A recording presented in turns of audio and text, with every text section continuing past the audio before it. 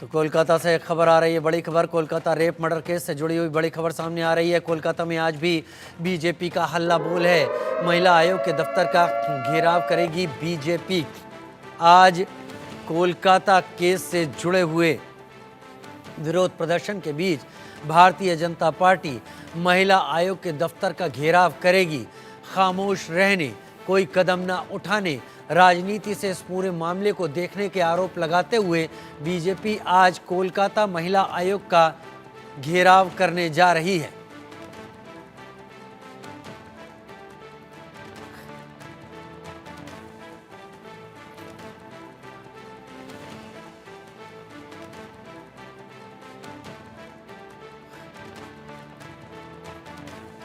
उधर अगली बड़ी खबर का आप रुख कर लेते हैं। कोलकाता डॉक्टर से रेप मर्डर केस में जांच जारी है। जी हां, बड़ी खबर, रेप मर्डर केस में जांच जारी।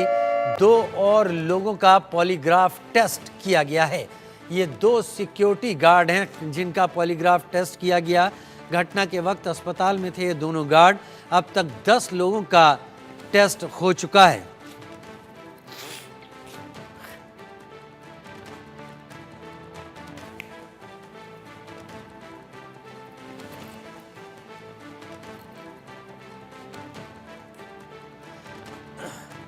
तो घटना के वक्त अस्पताल में दोनों गार्ड थे।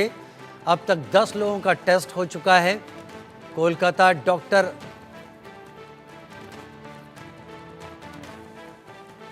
दो सिक्योरिटी गार्ड का टेस्ट किया गया।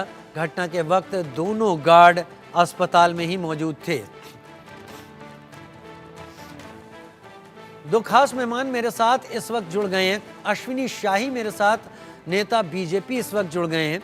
शुभंकर भट्टाचार्य, प्रवक्ता तृणमूल कांग्रेस, हमारे साथ जुड़ गए हैं। जाहिर सी बात है बीजेपी विरोध प्रदर्शन कर रही है। मैं चाहूंगा मैं पहले तृणमूल कांग्रेस को मौका दूं कि तृणमूल कांग्रेस इस मुद्दे पर अपनी बात सबसे पहले सामने रखे। राज्य सरकार तृणमूल की है, लिहाजा जिम्मेदारी भी तृणमूल की बनती है और जवाब देने का हक भी उनके पास ही पहला है। शुभंकर जी, जो कुछ हो रहा है अभी कोलकाता में, इसकी असल वजह आप क्या मानते हैं? अभी जो स्थितियां हैं, इसके पीछे कोलकाता पुलिस की हीला हवाली कितनी जिम्मेदार है, लापरवाही कितनी जिम्मेदार है, जिस पर हाई कोर्ट और सुप्रीम कोर्ट ने भी अपने कड़े और स्ट्रिक्ट ऑब्जर्वेशन सामने रखे हैं? शुभंकर जी। जी देखिए राजीव जी, जहां तक बात हीला हवाली की है या कमियों की है, ये तो अभी जब जांच का रिपोर्ट आएगा सीबीआई द्वारा तब पता चलेगा। दूसरी बात यह है कि जब हम लोग ये बात कहते हैं कि वेस्ट बंगाल में क्या इस चीज का एक सवाल यहाँ पे बहुत बड़ा खड़ा होता है कि आखिर वेस्ट बंगाल में लड़ाई किस बात की इस समय है? क्या वहां रेप का विरोध हो रहा है या सरकार गिराने की साजिश हो रही है? तो बात ये बिल्कुल क्लियर है कि यहाँ पे रेप के विरोध से ज्यादा अब इसका एक फायदा उठाया जा रहा है, राजनीतिक फायदा एक विशेष पार्टी वो उठा रही है कि किसी तरीके से वहां पे इस समय राष्ट्रपति शासन लागू हो जाए। और इसी टारगेट के साथ ये ऐसा मानो ऐसा लगता है कि केंद्र से उनको टारगेट दिया गया हो, उनके गवर्नर साहब को टारगेट दिया गया हो कि किसी भी तरीके से वहां पे सरकार को गिरा दी। बात ये नहीं है कि रेट में क्या हुआ, क्या उसमें से क्या ढिलाई क्या पुलिस की रही कि नहीं रही। अगर ढिलाई है और ये निकल के आती है तो उनको सजा मिलेगी, उसी तरीके से सजा मिलेगी। लेकिन अभी क्या हो रहा है कि पहले ही, अब सवाल ये क्या बीजेपी को सीबीआई के ऊपर भरोसा नहीं है? तो सीबीआई का जांच इस समय जब सीबीआई के हाथ में है तब भी इनको प्रोटेस्ट किस बात का है? किस चीज से ये प्रोटेस्ट कर रहे हैं? अब तो साहब वहां के जो छात्र संगठन है वो भी वही नारा इस्तेमाल कर रहे हैं जो बांग्लादेश में नारा हो रहा था। तो ये बहुत एक अच्छा जो है एक मिसाल इन्होंने बांग्लादेश से लिया। उनके दिमाग में एक आइडिया आया कि जब एक देश का पूरा तख्ता पलट अगर छात्रों के द्वारा हो सकता है तो क्यों ना यहाँ पे भी किया जाए। और ये जो एक प्रेसिडेंट जो ये यहाँ पे जो इन्होंने जो चयन किया, जो मिसाल एक बनाने का, ये बहुत खतरनाक मिसाल है। क्योंकि ये जो बात बार बार ममता दीदी जो कहती है ना कि इसका एक बड़ा एक बवाल बना दिया गया कि ममता दीदी ने कहा है कि असम भी जलेगा, ये भी जलेगा। उनका कहने का मकसद यही था कि जो आग आपने लगाई है, जो छात्रों को आज आपने इतना ज्यादा उनको वहां पे ज्वलंत कर दिया है, इन सब मुद्दों पर उनको ज्यादा राजनीतिकरण कर दिया है, ये एक जगह पे नहीं रुकने वाला। इसकी छींटे, इसकी तपिश ये बाकी के राज्यों में भी शुभंकर जी, इस जगह मैं आपके सामने एक सवाल रखता हूं और मैं चाहता हूं कि बहस की शुरुआत में आपसे ज्यादा मैं बात करूं, पूरे आदर के साथ अश्विनी जी को। अगर ऐसा है तो ममता दीदी ने चूज क्यों किया बीजेपी की सरकारों को? वो असम की हो, वो एनडीए की बिहार में हो, वो ओडिशा में हो, वो उत्तर प्रदेश में हो, ये आग इन्हीं राज्यों में क्यों जाएगी? थे में थाकबे ना, और कहीं क्यों नहीं जाएगी? यही बात तो मैंने अभी आपको बिना पूछे मैंने ये आपको बात बता दी कि देखिए चीज क्या है। उन्होंने यही चीज कहा क्योंकि जब ये आग बीजेपी के द्वारा ही वहां पे लगाई जा रही है, जो छात्रों को जो भड़काया जा रहा है, जब उन्हीं के द्वारा भड़काया जा रहा है, तो उनका कहना यही था कि जो आग आज आप खुद लगा रहे हो उससे आपके भी हाथ जलेंगे। जहां जहां आपके राज्य हैं, ये मत सोचिएगा कि वहां के छात्र भी कभी चुप बैठे रहेंगे। जिस दिन वहां के भी छात्र जागरूक हुए तो ये जान लीजिएगा कि जो मिसाल आपने यहाँ पे कायम की है, ठीक है शुभंकर जी, ये भी बताते चलिए क्योंकि मेरे दर्शक आपको सुन रहे हैं और मैं चाहता हूं तरीके से आपको सुने। क्या मुख्यमंत्री पद पर बैठे हुए किसी को भी, और मैं एक बात यहां कोट करूंगा, ममता दीदी कोई छोटी मोटी नेता नहीं है, गली की नेता नहीं है, वो जो कहती हैं उसका असर दूर तक होता है। क्या उनके द्वारा इस तरीके के शब्दों का इस्तेमाल आप उचित और जायज मानते हैं? देखिए, मैं कोई नहीं होता हूं कि किसी भी बात को जायज ठहराने क्यों नहीं? आप प्रवक्ता हैं तृणमूल कांग्रेस के, आप क्यों नहीं? आपकी नेत्री हैं, हमारे लिए एक बड़ी नेता हैं। ममता बनर्जी देश की छोटी नेता नहीं है, प्लीज उनको अंडरमाइन ना करें, उनके शब्दों के बड़े मायने होते हैं। क्या उनको यह कहना चाहिए, कितना भी तनाव हो?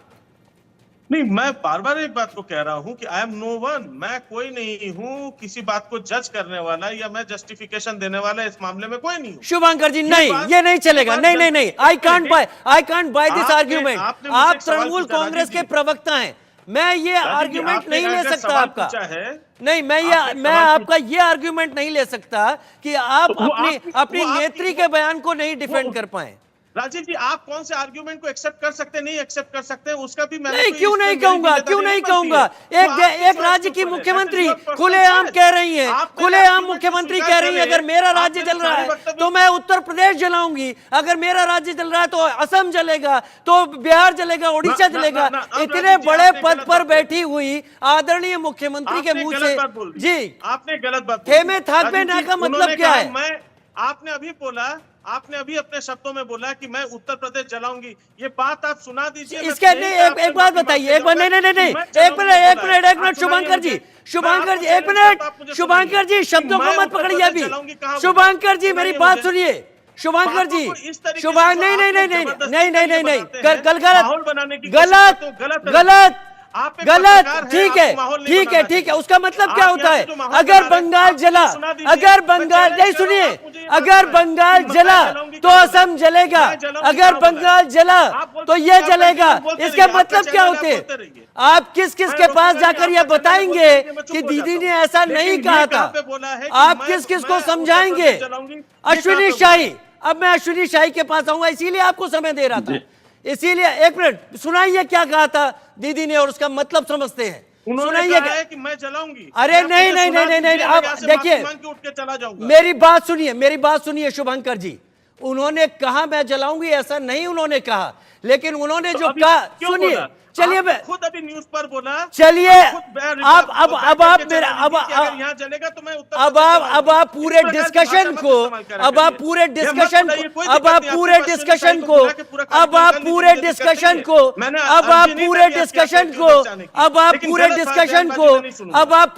मैं बोल ही नहीं रहा, हटा रहा हूं अपने कमेंट को हटा रहा हूं, लेकिन मैं ये बोल रहा हूं उन्होंने जो शब्द कहे अभी सुनवाता हूं, और मैं ये नहीं कह रहा कि उन्होंने कहा कि मैं जलाऊंगी, लेकिन उसका मतलब यही होता है कि अगर बंगाल जला तो उत्तर प्रदेश में भी थे में थाकबे ना, असम थे में थाकबे ना। तो यही कहना चाहता हूं शुभंकर जी, यही कहना चाहता हूं,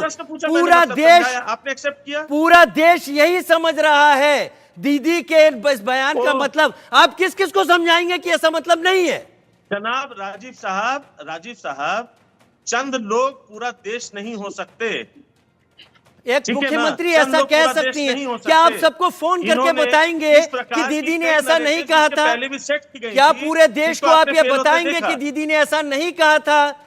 सारी दुनिया ये समझ रही है, भाषा के एक्सपर्ट इसका मतलब वही समझते हैं। पहले बिना आपसे पूछे इसका मतलब साफ साफ समझाया कि उसका मतलब क्या है, कि जिस छात्र राजनीति का आपने वहां से मिसाल ले लिया बांग्लादेश से, और उसका प्रयोग आज आप वेस्ट बंगाल में कर रहे हैं। मैं पहले ममता दीदी का बयान सुनाता हूं, उसके बाद अश्विनी शाही का रुख करूंगा। मैंने इसीलिए आपको इतना वक्त दिया। ममता दीदी का बयान सुना दे जरा। रेप की आग में ममता दीदी का बयान सुना दे जरा। মোদি বাবু, আপনার পার্টিকে দিয়ে আগুন লাগাচ্ছেন, মনে রাখবেন বাংলায় যদি আগুন লাগান আসামও থেমে থাকবে না, নর্থ ইস্টও থেমে থাকবে না, উত্তরপ্রদেশও থেমে থাকবে না, বিহারও থেমে থাকবে না, ঝাড়খণ্ড থেমে থাকবে না, উড়িষ্যাও থেমে থাকবে না, আর দিল্লিও থেমে থাকবে না। আপনার চেয়ারটা আমরা টলমলো করে দেবো।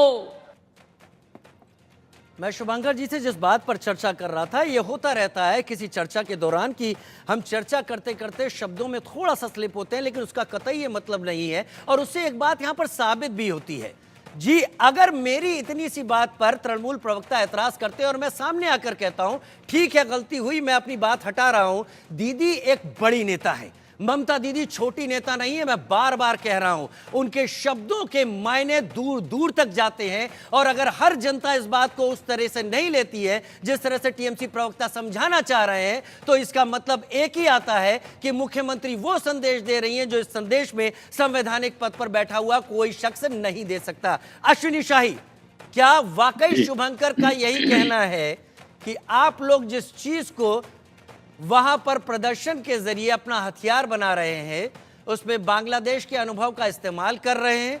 दीदी ने जलाने की बात नहीं कही है, दीदी ऐसा कुछ नहीं कह रही हैं, लेकिन वो ये जरूर कह रही हैं अगर बंगाल जला तो आसाम में थे में थाकबे ना, ओडिशा थे में थाकबे ना, बिहार थे में थाकबे ना, उत्तर प्रदेश थे में थाकबे ना। इसके मतलब क्या होते हैं? देखिए, इनकी बात का जवाब दे दिया है हमारे आसाम के माननीय मुख्यमंत्री ने कि आपकी हैसियत और हिम्मत कैसे हुई कि आपने कह दिया कि आसाम जलेगा। वो वहीं छोड़ते हैं। लेकिन मैं शुभंकर भाई तब की बात में कह रहा हूँ, एक संवैधानिक रूप से चुनी हुई माननीय मुख्यमंत्री इस तरीके से भाषण देती हैं और खुले मंच पर ये बात कहती हैं, तो उसका बड़ा मतलब होता है। शुभंकर जी कम से कम हजारों डिबेट कर चुके होंगे। माननीय प्रधानमंत्री जी ने ये कहा था कि अगर देश कि बाहर जितना ब्लैक मनी है अगर देश में आ गया तो 15 लाख सबके खाते में होगा। तो ये लोग आज तक 15 लाख रुपए खोजते हैं और हम लोगों से पूछते हैं कि कहां गया शाही जी। उसका तो अर्थ ये निकाल लेते हैं, मगर एक मुख्यमंत्री खड़े होकर मंच पर पूरे देश को धमकी दे रहा है कि अगर बंगाल जला तो सब जलेगा। उसका अर्थ ये नहीं है कि ममता जी बड़ी साध्वी हैं, साधु हैं। उन्होंने कहा कुछ कहा, उन्होंने तो बंगाल को जलाने की कोशिश की। उन्होंने उस प्रधानाचार्य को प्रशस्ति पत्र दिया जिस प्रधानाचार्य के साथ पकड़ा हुआ आरोपी केक काट रहा है उसी प्रधानाचार्य के दफ्तर में। उस प्रधानाचार्य को 4 घंटे के अंदर दूसरे कॉलेज का प्रिंसिपल बना दिया जाता है। ये कहां है? मानवाधिकार आयोग के जज जाते हैं बंगाल में, उनको दौड़ाया जाता है मारने के लिए। एक पोते के सामने एक दादी का बलात्कार किया जाता है। सब में बचाने कौन आता है? ममता दीदी आती हैं और ममता दीदी अपने सरकार के खिलाफ धरने पर भी बैठती हैं। किससे न्याय मांगती हैं भाई? और सरकारें, शुभंकर भाई ने कहा कि ये सब सरकार गिराने की साजिश है। शुभंकर भाई आपको भी याद होगा, अच्छे प्रवक्ता हैं। 92 में बाबरी कांड हुआ उत्तर प्रदेश में, उत्तर प्रदेश की सरकार तुरंत गिरा दी गई। लेकिन हिमाचल, राजस्थान और मध्य प्रदेश का क्या दोष था? आपके इंडिया अलायंस के सदस्य कांग्रेस की सरकार थी। 4 राज्यों की सरकारें बर्खास्त की गई थी। और अगर सरकार गिराना होता तो आज हम भी 356 का गलत इस्तेमाल करते। आज तो पूरा प्लेटफॉर्म बना हुआ है, लेकिन सरकार नहीं गिराई गई।